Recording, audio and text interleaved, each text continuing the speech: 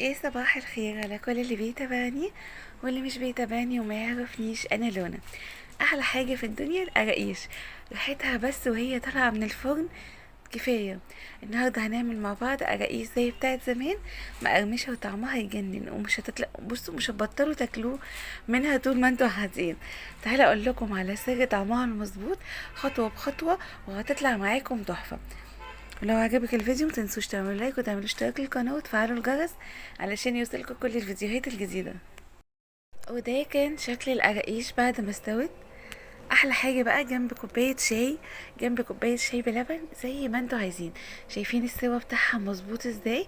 انا عاملاها بالشمر واليانسون، ريحتها حلوة قوي قوي، وبجد كفايه ريحتها في البيت. ريحة الخبز في البيت اصلا خطيرة.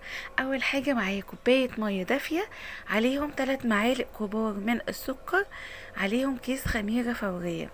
ببتدي اقلب الخميرة كويس جدا في المية والسكر لحد ما يدوبوا خالص. شايفين الخميرة بتعمل شوية تكتلات كده مش عايزينها، فنفضل نقلب فيها لحد ما نلاقي المية صافية كده خالص واختلطت بالخميرة، مفيش اي تكتلات فيها. كده انا بختبر الخميرة بتاعتي، بسيبها على جنب علشان تخمر. باجي هنا بقى انا معايا كيلو دقيق. انا هعمل القراقيش على كيلو دقيق، وهقول لكم كل المقادير اللي انا استخدمتها بالظبط. شايفين كده الخميره كانت ناجحه معايا، وده شكلها بعد ما خمرت. بنخل بقى كيلو الدقيق بتاعي، وطبعا نخل الدقيق اهم حاجه. وبرش بقى رشه الملح بتاعتي عليهم. كيس بيكنج باودر، لو عندك بيكنج باودر سايب يبقى معلقه بيكنج باودر.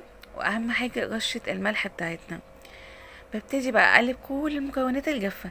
نيجي للزبده اللي هنستخدمها. انا هحتاج هنا على كيلو دقيق كوبايه ونص من الزبده، وبنسيحها طبعا على النار. الكوبايه الاولانيه بنضيفها على الدقيق، الكوبايه التانية بنملى نصها زبده، النص التاني تكملوه بالزيت.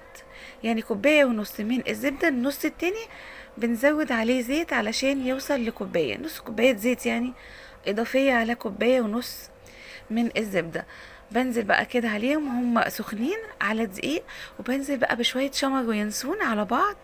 بيتخلي ريحة العجين وريحة القراقيش تجنن.